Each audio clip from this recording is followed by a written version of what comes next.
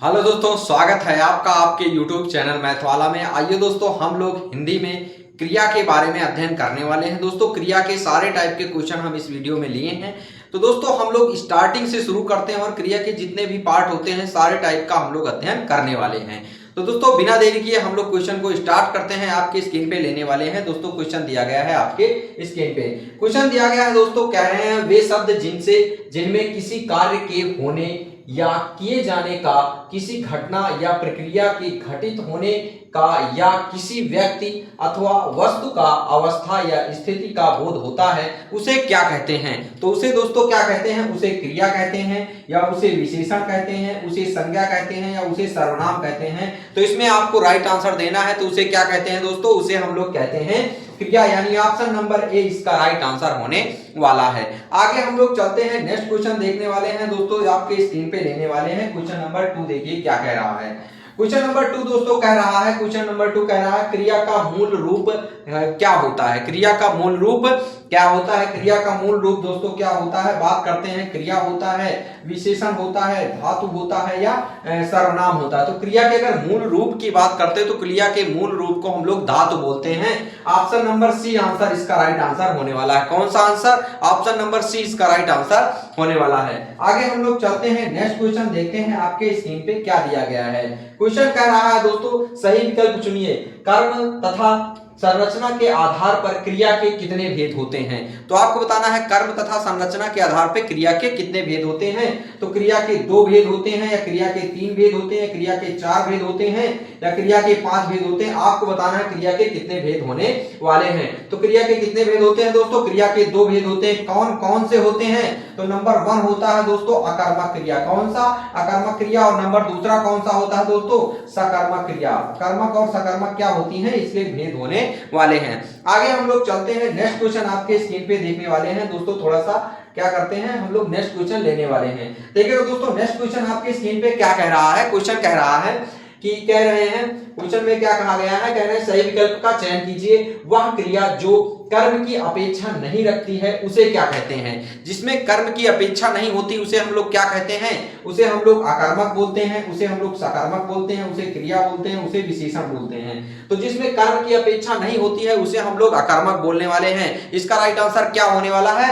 इसका right answer A option right answer होने वाला है। उसे हम लोग क्या बोलते हैं? उसे हम लोग अकर्मक क्रिया बोलने वाले हैं। आगे हम लोग चलते हैं, नेक्स्ट क्वेश्चन आपके स्क्रीन पे लेने वाले हैं। देखिएगा दोस्तों, क्वेश्चन क्या कह रहा है।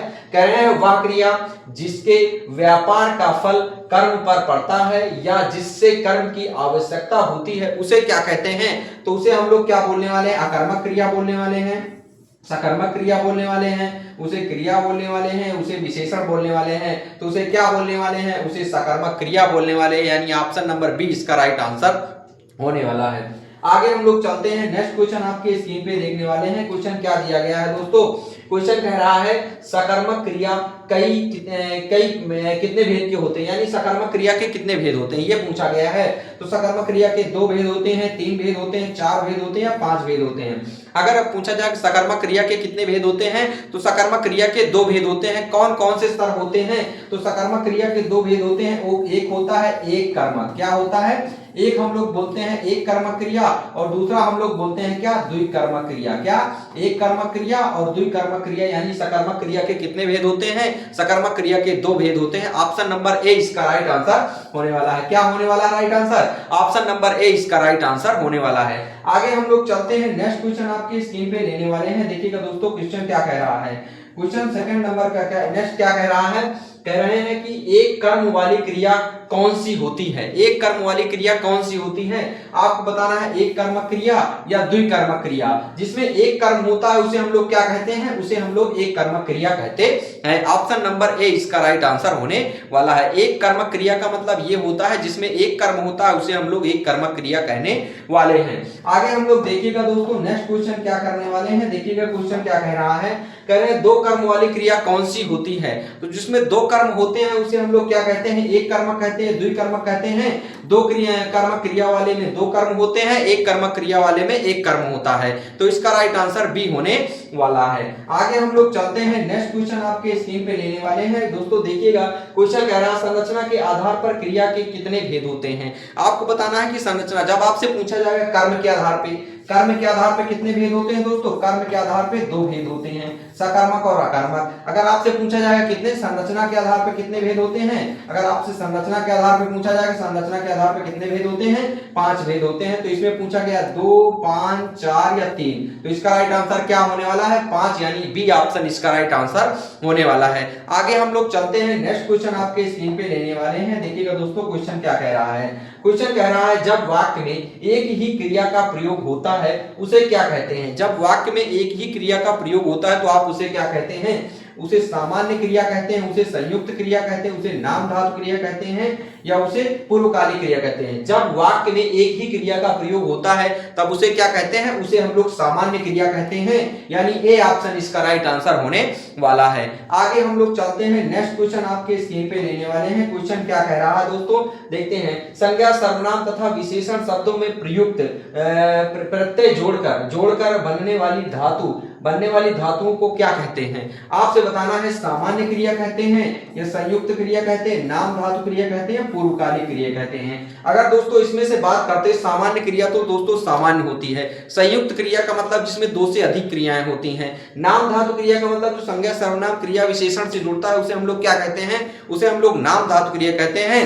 और पूर्वकालिक क्रिया क्या होता है दोस्तों? पूर्वकालिक क्रिया कर या करके अगर जुड़ जाए वाक्य में तो क्या हो जाता है? ये हो जाता है पूर्वकालिक क्रिया। तो इसका राइट आंसर क्या होने वाला है? इसका राइट आंसर बी होने वाला है, नाम धातु क्रिया। आगे हम लोग चलते हैं, नेक्स्ट क्वेश्चन देखने वाले हैं। आपके स्क्रीन पे क्या दिया गया है? क्वेश्चन दिया गया है दोस्तों, देखते हैं। कह रहे हैं जब क्रिया 2 या 2 से अधिक धातु के मेल से बनती है तब उसे क्या कहते हैं? 2 या 2 से अधिक धातु के मेल से बनती है तब उसे क्या कहते हैं? सामान्य क्रिया कहते हैं, संयुक्त क्रिया कहते हैं, नाम धातु क्रिया कहते हैं, पूर्वकालिक क्रिया कहते हैं। अगर 2 या 2 से अधिक से बनती है तो उसे हम लोग क्या बोलने वाले हैं? संयुक्त क्रिया बोलने वाले हैं, यानी ऑप्शन नंबर बी इसका राइट आंसर होने वाला है। आगे हम लोग चलते हैं, नेक्स्ट क्वेश्चन देखने वाले हैं। आपके स्क्रीन पे क्या दिया गया है? क्वेश्चन दिया गया है जहां मुख्य क्रिया के होने से पहले किसी क्रिया के पूर्ण होने का भाव होता है उसे क्या कहते हैं? तो यानी जब मुख्य क्रिया के होने से पहले किसी के पूर्ण होने का बोध होता है तो उसे क्या कहते हैं? उसे सामान्य क्रिया कहते हैं, उसे संयुक्त क्रिया कहते हैं, उसे नाम धातु क्रिया कहते हैं, उसे पूर्वकालिक क्रिया कहते हैं। तो उसे क्या कहते हैं? पूर्ण होने का पहले से बोध होता है तो क्या होता है उसे दोस्तों? उसे हम लोग पूर्वकालिक क्रिया कहते हैं। आगे हम लोग चलते हैं, नेक्स्ट क्वेश्चन आपके स्क्रीन पे देखने वाले हैं। क्वेश्चन क्या दिया गया है? क्वेश्चन कह रहे हैं जिस क्रिया के द्वारा यह बोध होता है कि कर्ता स्वयं कार्य न करके किसी अन्य व्यक्ति से करवाता है तो करने की प्रेरणा देता है उसे क्या कहते हैं? उसे क्या कहते हैं? उसे सामान्य क्रिया कहते हैं, संयुक्त क्रिया कहते हैं, नाम धातु क्रिया कहते हैं, प्रेरणार्थक क्रिया कहते हैं। दोस्तों प्रेरणार्थक क्रिया होता है जो स्वयं कार्य न करके किसी दूसरे व्यक्ति से करवाता है। जैसे वो गाय को चारा दिलवाता है, वो पेड़ कटवाता है, दूसरे से कोई कार्य करवा रहा, तो ये क्या होने वाली है? ये प्रेरणार्थक क्रिया होने वाली है, यानी ऑप्शन नंबर डी इसका राइट आंसर होने वाला है। आगे हम लोग चलते हैं, नेक्स्ट क्वेश्चन आपके स्क्रीन पे देखने वाले हैं। क्वेश्चन क्या दिया गया है दोस्तों?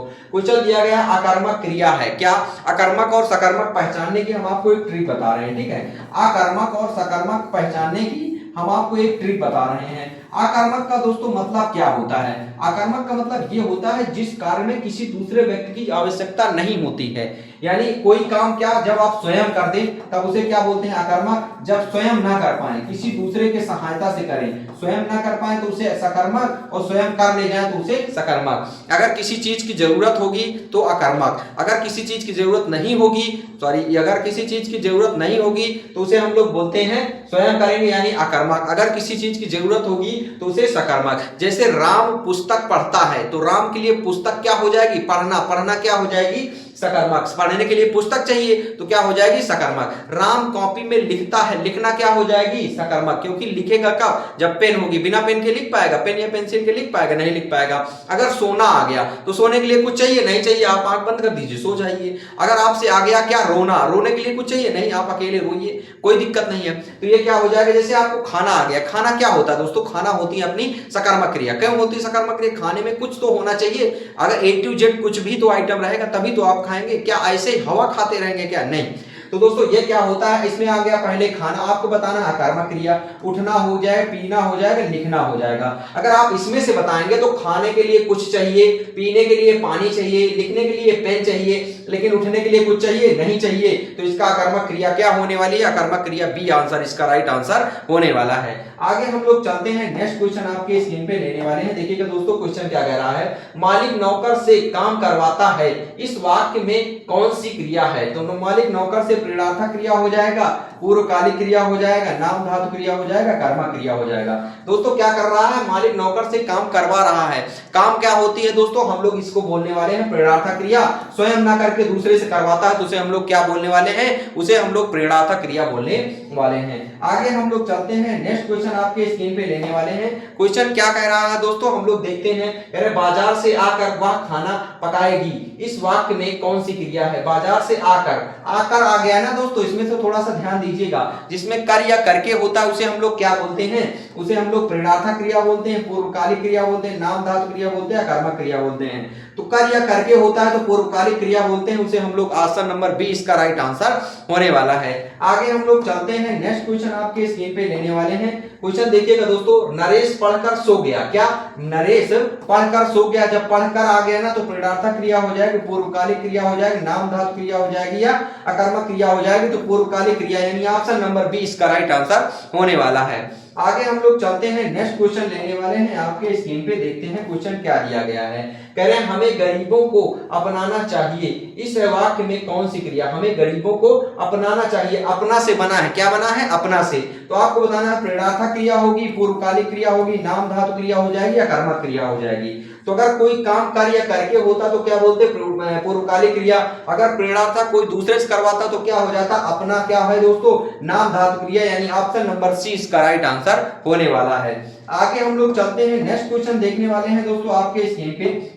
क्वेश्चन क्या कह रहा है, राम ने एक महल बनवाया, इस वाक्य में क्या है? कौन सी क्रिया है? तो दोस्तों क्या किया? महल बनवाया ना, स्वयं तो नहीं बनाया। जब स्वयं नहीं बनाया तो क्या दूसरे से करवाया? या दूसरे से करवाएंगे तो क्या बोलते हैं? प्रेरणार्थक क्रिया, पूर्वकालिक क्रिया, नाम धातु क्रिया या अकर्मक क्रिया। तो इसका राइट आंसर क्या होने वाला है? प्रेरणार्थक क्रिया इसका राइट आंसर होने वाला है। लेबर जरूरत होगी, मिस्त्री जरूरत होगी, तभी तो बनेगा। जब दूसरे पर आश्रित हो जाए तो क्या कौन सी क्रिया होने वाली है? प्रेरणार्थक क्रिया इसका राइट आंसर होने वाला है। नेक्स्ट क्वेश्चन आपके स्क्रीन पे दिया गया है दोस्तों। क्वेश्चन कह रहा है मोहन आ चुका है, इस वाक्य में कौन सी क्रिया है? संयुक्त, मोहन आ चुका है संयुक्त क्रिया है, पूर्वकालिक क्रिया है, नाम धातु क्रिया है या कर्मक क्रिया है? तो मोहन आ चुका है दोस्तों, अकर्मक क्रिया होगी? नहीं हो जाएगी। नाम धातु क्रिया होगी? नहीं होगी। पूर्वकालिक क्रिया करिए करके?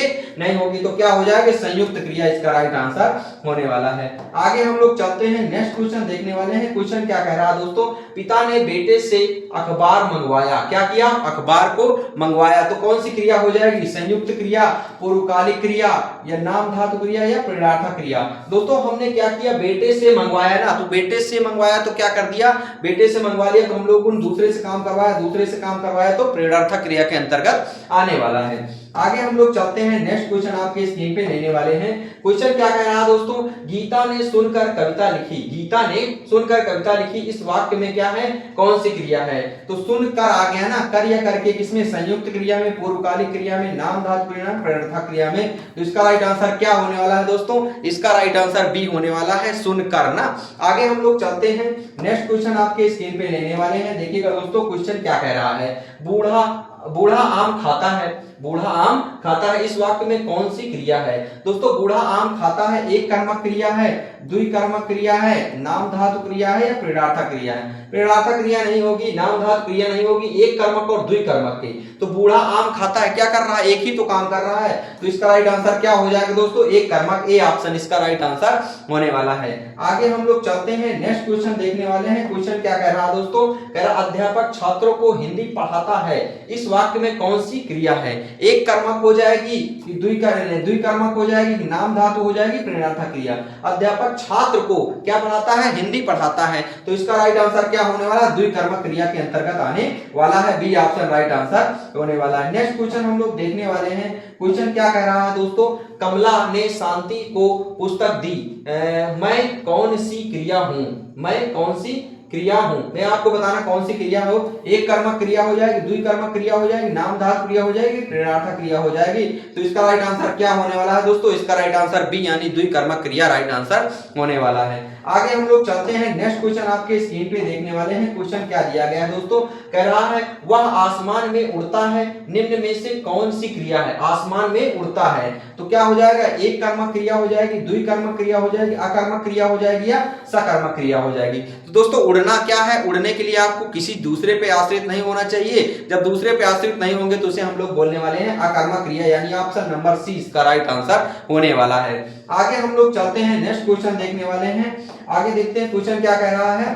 क्वेश्चन कह रहा है दोस्तों, क्वेश्चन कह रहा है निम्न में से सकर्मक क्रिया है, हाथी सो रहा है। हाथी सो रहा है तो सोने के लिए किसी की जरूरत नहीं है, यानी ये कौन सी क्रिया हो जाएगी, ये अकर्मक क्रिया हो जाएगी। कौन सी क्रिया हो जाएगी, अकर्मक क्रिया हो जाएगी। वह छत पर है तो छत की जरूरत है ना, तो सॉरी हाथी सो रहा है ना, हाँ तो ये जो छत पर है तो क्या होने वाला है, सकर्मक होने वाला है। क्या होने वाला है, सकर्मक होने वाला है, उल्टा हो गया, सकर्मक होने वाला है।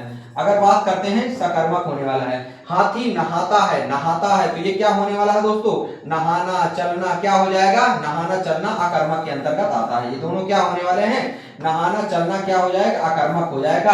तो वह क्या बताना है इसमें, सकर्मक, ऑप्शन नंबर बी इसका राइट आंसर होने वाला है। क्या होने वाला है, वह राम कार चलाता है, सॉरी ये क्या होने वाला है दोस्तों, इसमें अगर अकर्मक सकर्मक की बात करेंगे तो क्या हो जाएगा, सो रहा है आपको बताना है क्या, सकर्मक। छत पर है, छत पर है तो छत पर बैठा है, कोई दिक्कत नहीं है।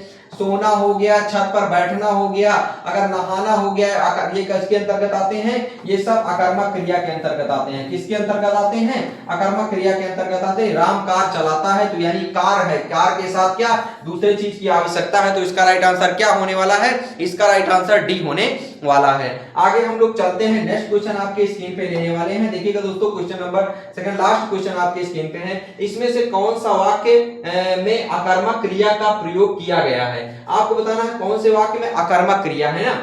तो क्या हो जाएगा, मजदूर गहरी नींद में सो रहा है। नींद लेना यानी सोना किसके बराबर है, सोना अकर्मक क्रिया के अंतर्गत आता है। काटना ये यही ऑप्शन राइट आंसर हो जाएगा। किसान फल काटता है, सकर्मक हो जाएगा। बालक दूध की जरूरत है इसीलिए सकर्मक हो जाएगा। और इसमें क्या हो जाएगा, पतंग उड़ाना है तो क्या हो जाएगा, ये तीनों क्या हो जाएंगे, तीनों सकर्मक क्रिया के अंतर्गत आएंगे। ये किसके अंतर्गत आएंगे, सॉरी ये तीनों सकर्मक क्रिया के अंतर्गत आने वाले हैं। और नीचे ऊपर वाला क्या हो जाएगा, ऑप्शन नंबर ए यानी अकर्मक क्रिया के अंतर्गत आने वाला है। नेक्स्ट क्वेश्चन हम लोग चलते हैं, लास्ट क्वेश्चन आपके स्क्रीन पे लेने वाले हैं। क्वेश्चन नंबर 30 क्या कह रहा है दोस्तों, थोड़ा सा ध्यान दे देखिएगा।